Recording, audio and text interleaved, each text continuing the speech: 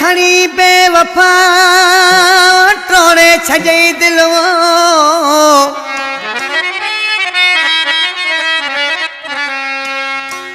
कूड़ा कसम खणी बेवफा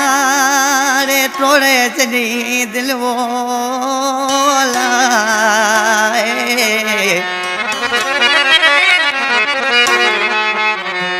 ओ हाणे परचणो आहे मुश्किल जीअं रे बाबू मलाह चवे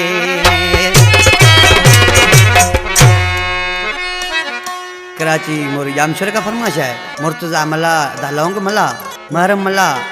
शादी खान मला उर्फ पोढ़ो जावेद सोलंगी सूरन जो सतायल मुजीब शेख या वजीर शेख आशिक माण्हू ॾिसी छा पे चयो उस्ताद निज़ागत चए तो मुझो महबूब एडो कुरानी है कुरान ते हथ रखी जो फेरी वञे उनजो कहिड़ो दीन ईमान इनायत बकवासी सही तो चढ़िया हकीकत है ॾिसी छा थो चए ओ रखी हथ ना फिरी वियो कुरान ते रखी हथ ना फिरी वियो कुरान तेरे अल्लाह कजे कहिड़ो यकीन ज़बान ते ओ अल्लाह कजे कहिड़ो यकीन ज़बान ते रखी हथ ना फिरी वियो कुरान ते रखी हथ ना फिरी वियो कुरान तेरे अल्लाह कजे कहिड़ो यकीन ज़बान ते ओ अल्लाह कजे कहिड़ो यकीन ज़बान ते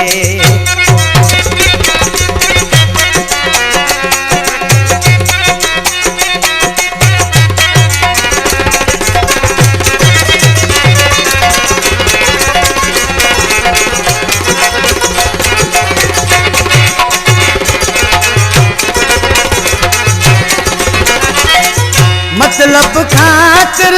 कसम खणंदो तुंहिंजो ई आहियां मूंखे चवंदो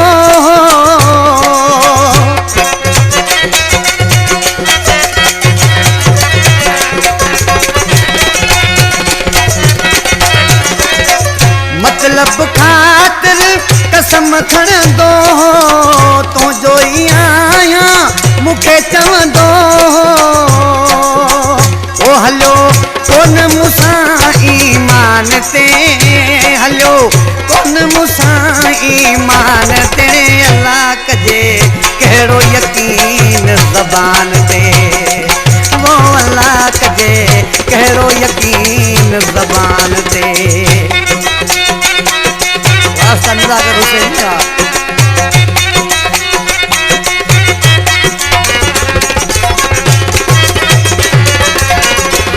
पहाड़ा पवाली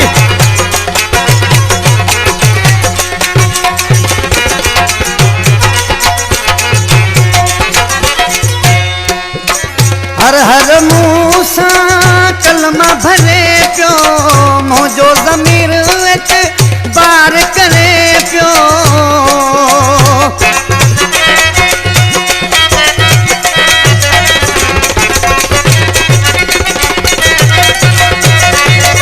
हर हर मुंह सां कलमा भरे पियो मुंहिंजो ज़मीर बार करे पियो रहियो भरवसो नाहे बेईमान ते रहियो भरवसो नाहे बेईमान ते अल्लाह कजे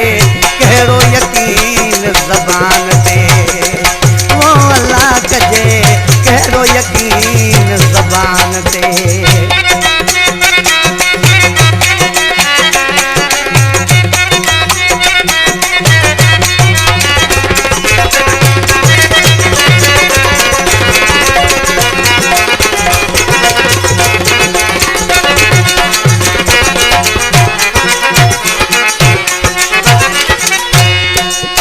नवाज़ मल्लाह करे गालियूं वेही जाम शोर में रोआ दर्द देई